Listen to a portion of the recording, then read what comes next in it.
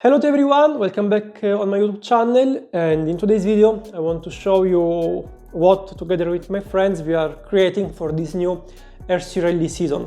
The winter break, it's almost over, less than 2 months for the first event, and we are assembling our new RC Rally model, which is a direct evolution upgrade from the one that we used last year. It's already disassembled because I need some components for the new model. So in today's video I would like to explain you what we changed in our new model, the difficulties that I'm facing assembling it, because as you can imagine, this is not, let's say, a ready RC Rally car, but it's a hybrid made by a buggy, a touring car, some self-made parts.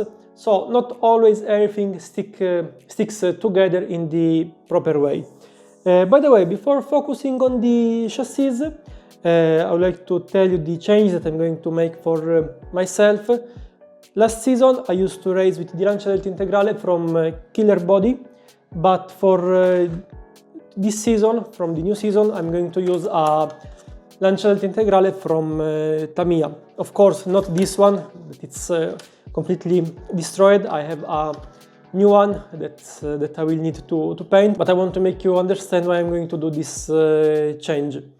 RC Rally courses, RC Rally stages are very narrow, with some narrow obstacles time to time, and the Tamiya's Lancia, it's smaller and narrower. As you can see, I can put the Killer Body Lancia on the top of the Tamiya because it's bigger and larger.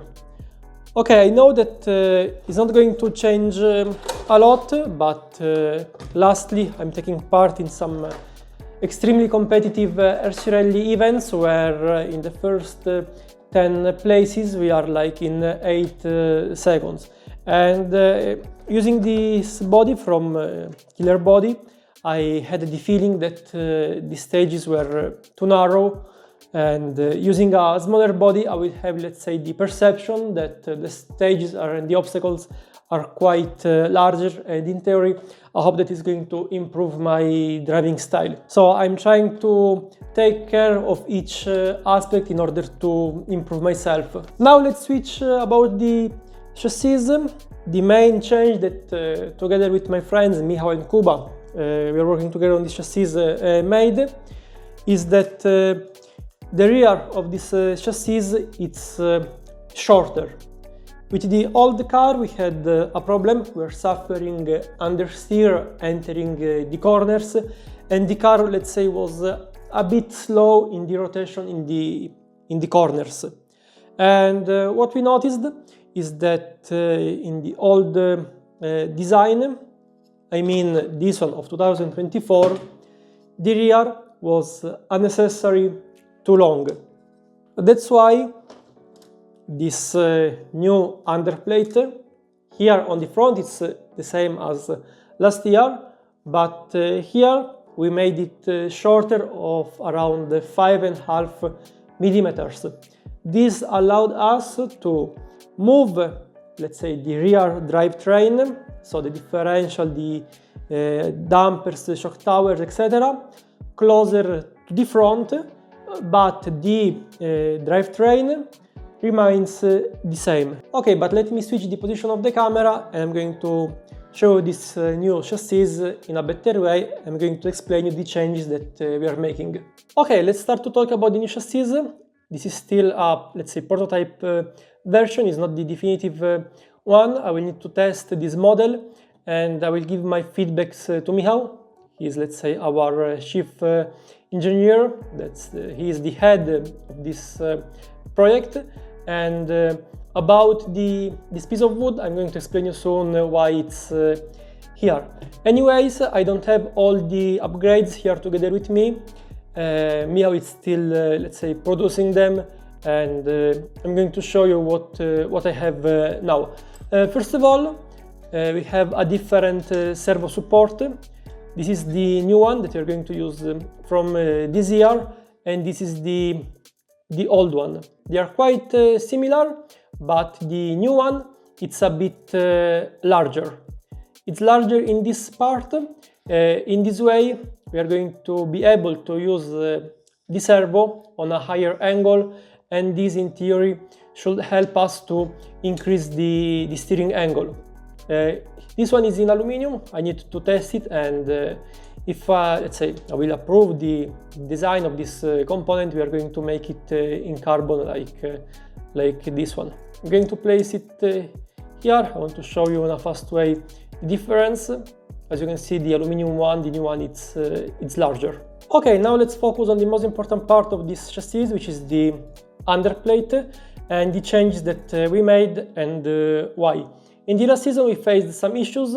Understeer entering a corner, the model was slow in rotation, and the rear was unstable in off-road conditions.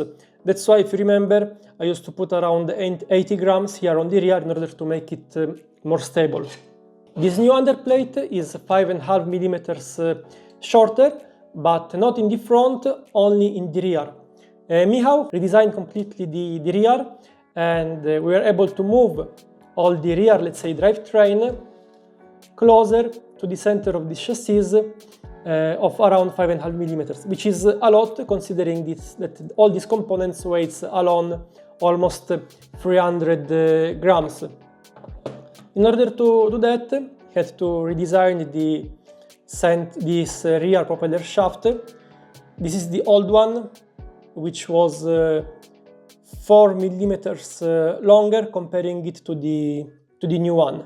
Even if we made these changes on the rear, the wheelbase stays the same, because as you can see here, it's not symmetrical. This is the way we are using the suspension arms last season, and this is how we are going to use them this season.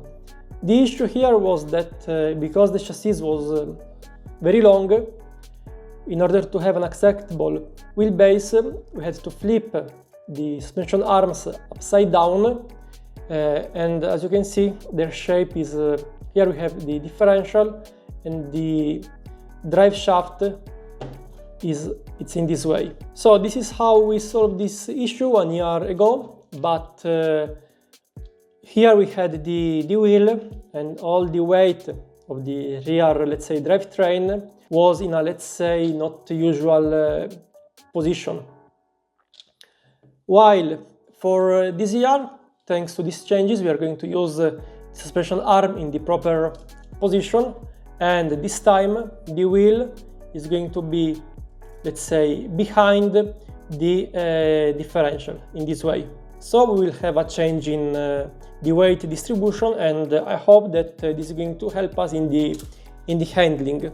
At the beginning of this video, I said that it's not easy to, let's say, build such a RC rally car, because sometimes not everything fits perfectly.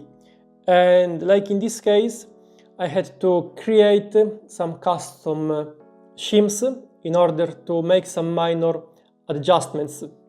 Each time that I do a video for my YouTube channel, I always try to put in each of them some usual information that you are going to find useful for yourself too. Now I would like to show you how I used to modify these shims, changing their inner diameter in order to obtain something like this.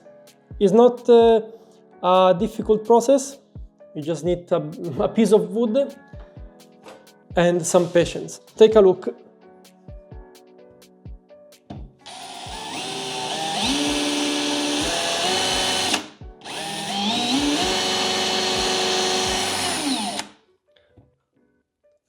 Each time you will need to flip the shim, otherwise if it becomes too hot, it's going to bend, and we want to prevent it.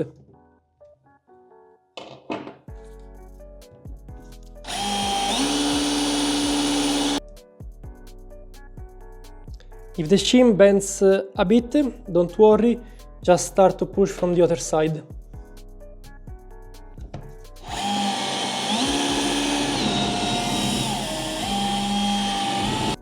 And in less than 5 minutes we have our customized shims. I usually use this one close to the drive shaft if they are not stable and the wheel is moving a lot, or if I have some problems with the bearings. They are good because they have the same size of the bearing and they are not creating friction. I hope that you found useful this video. Please leave a like and subscribe in order to support my channel. I will keep you updated about my new RC Rally car, and if you want to say something in particular, just let me know in the comment section. And see you next week for a new video. Ciao!